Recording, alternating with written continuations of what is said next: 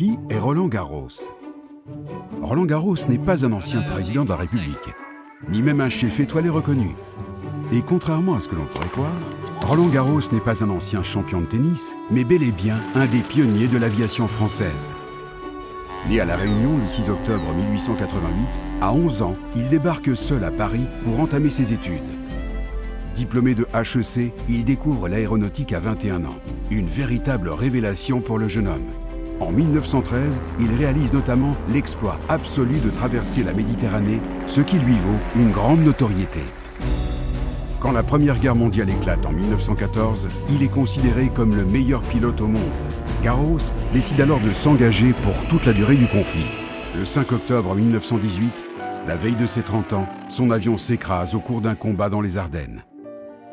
Alors, pourquoi le stade a-t-il été baptisé Roland Garros?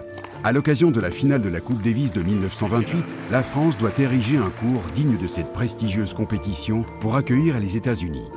Ce stade de tennis est construit sur un terrain situé porte d'Auteuil et cédé par le Stade français. Le président de ce club mythique, Émile Le Sieur, n'aura qu'une seule requête, que le stade porte le nom d'un ami et ancien membre du club qu'il a rencontré sur les bancs de HEC. Un certain Roland Garros.